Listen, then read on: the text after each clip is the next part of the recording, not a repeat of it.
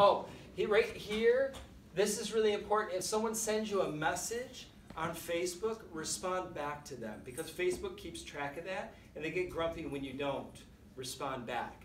And so right here we have 100% response rate, 10-hour response time, which means within 10 hours we've been able to answer 100% of the people that do that. Now, how does that happen? My kid's pastor is obsessed with Facebook. He's on Facebook all the time, right? He loves it. It's just his thing. And so he answers all of these things. I don't even know what any of these people want. He takes care of all of it, right? I'm not on there all the time, you know, taking care of it. He's taking care of it, and so he's doing a really, really good job.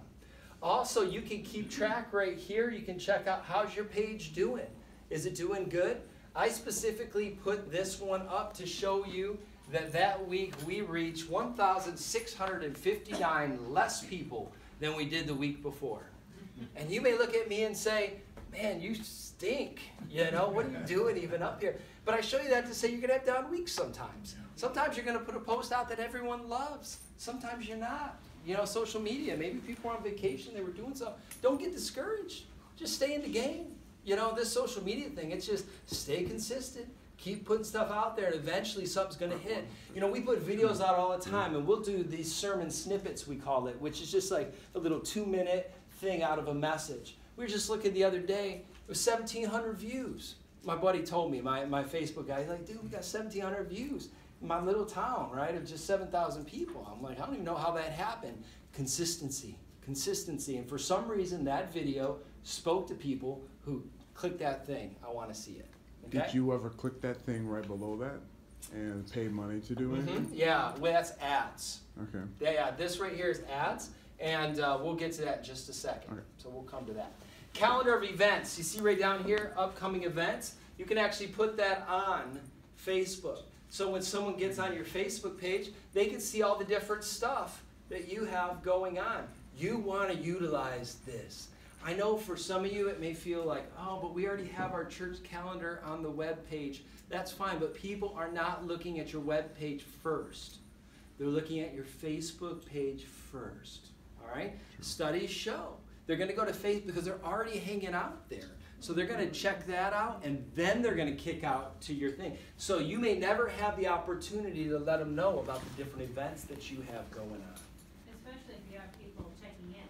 Exactly. Their friends are going to see it. Yeah, and they're going to click on there because of that. They're going to be like, what is that church? Yes. Is your events page here just as full as your church one, or do you, like, example, like we have AA meeting, we have the blanket circle meeting that meets every week. We have, you know, do you have all of that stuff on here, or just like the unique things? Your target.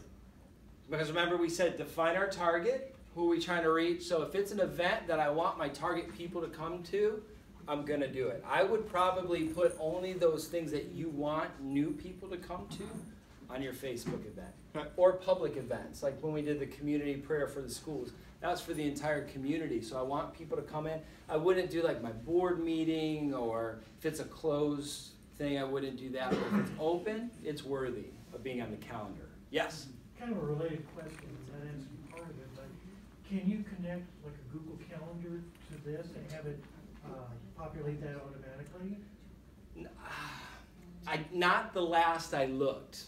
But see, Facebook is continually growing, but sometimes Facebook and Google are kind of grumpy towards one another. It would be great if they could, but last I looked, they didn't.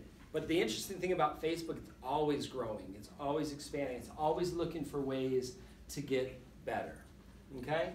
So go home, look at this. Do you guys have this? If not, you could start this yesterday, right? I mean, you're already doing things at your church and your ministries. Take advantage of that. What are some things to do with a Facebook page?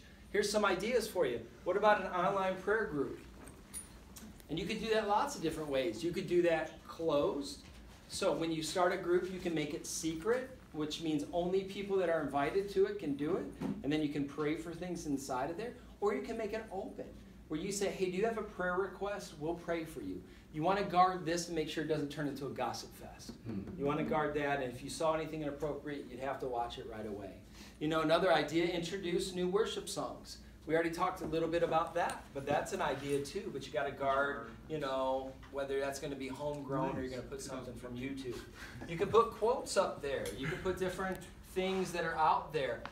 There's a website called Fiverr, Fiverr.com.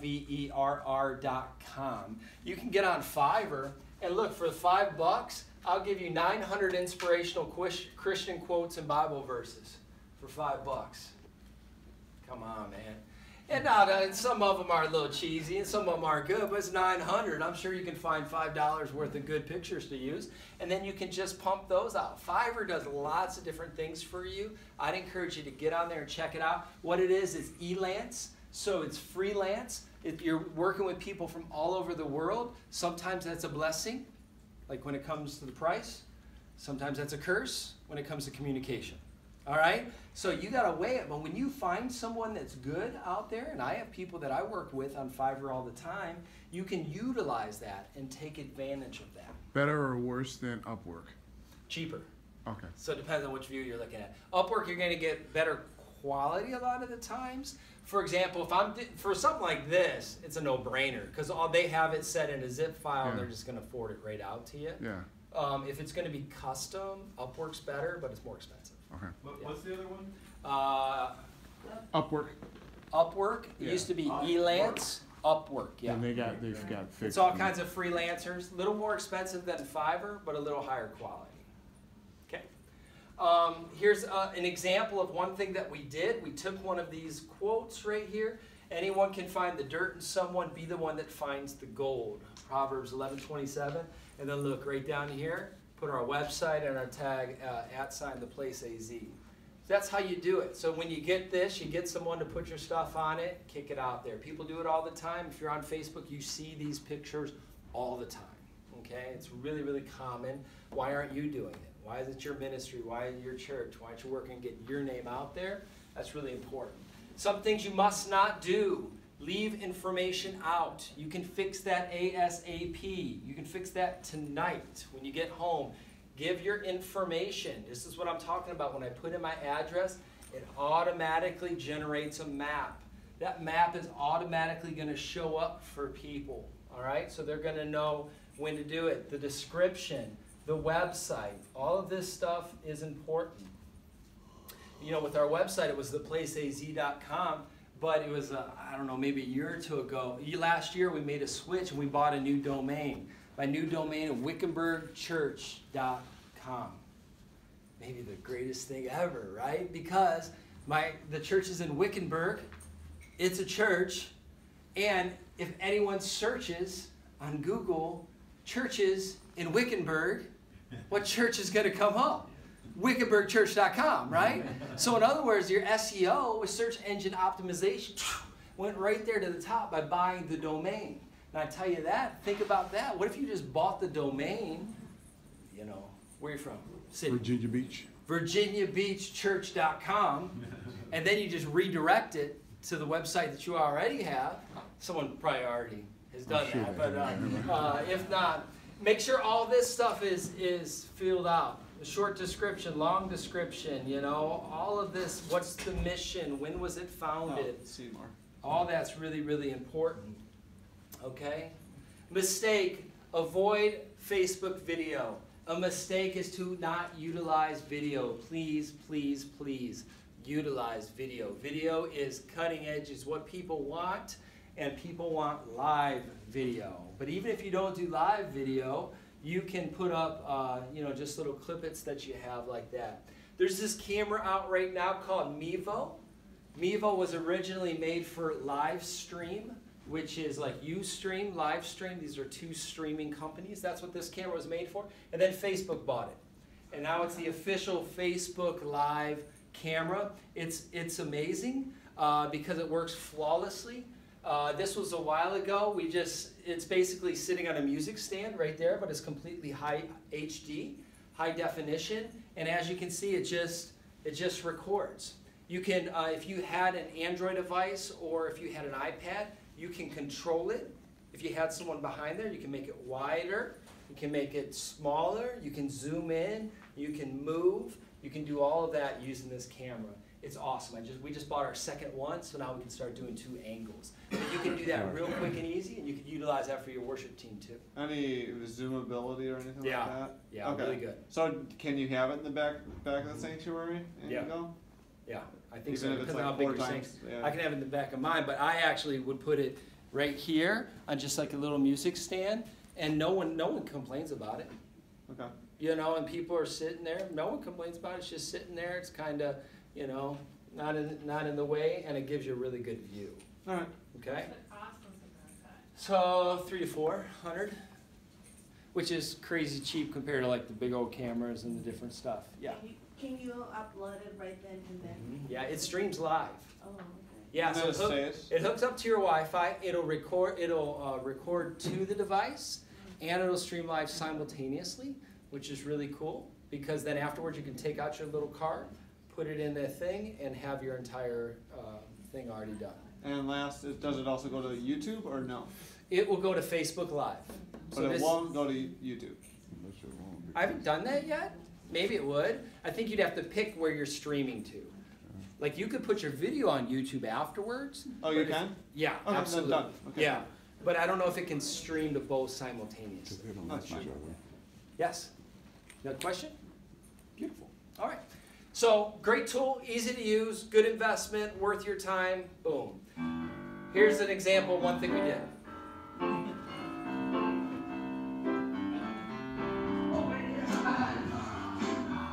Welcome to church. Forgot about the time change. Now, that's really funny because we live in Arizona and we don't change the time, but but you see that quick, funny, got so many views and so many people click share just because it's funny, it's light, like just do that kind of stuff. I mean, and then it pointed right to our Facebook page, which is where I really wanted people to go and check out anyways. We try to utilize stuff like that. Here's another one, just simple, remember to have fun. And I think that's important for you to do. When you're in social media, have fun with it. Don't be so rigid, just enjoy. Don't put someone rigid over your social media, please. People want to have fun. People want to engage. I'm not going to show you that one. Avoid, you didn't want to see it. All right, avoid staying relevant. This was really, really important. That's a mistake that churches make, avoid staying relevant. This was one thing that we did, or we made this thing, Christians Murdered for Jesus 2016. This is right out of the news, like that day, September 27th, about these Christians that were crushed in North Korea. It was a horrible article I read, but then I partnered it right here with this Bible verse, and then wrapped it all together in this simple little app called Pictogram, and put it out for people to see. And I mean, it really got a big response from people. That's relevant. That's today's stuff. That was that day's news. Yes. So do you monitor or do you approve the comments then? I mean, specifically if you're going to go any political, do you? I don't worry do, about so I wouldn't call that political. I avoid the whole political rigmarole. People haven't really been inappropriate Okay. on our page at all. If they were, though, Facebook, if someone, you can ban them. Just Okay. banish them from your island, right? You're just gone Yeah. forever. Shut up, you're gone. Yeah. I use PickGrid for that. PickGrid, which is a little free app you can get. Here's another one we did. This was from like Romans 1:29 and talked about murders in the United States jumped 10.8%. And I was just doing a series of posts. It was just Bible in the news.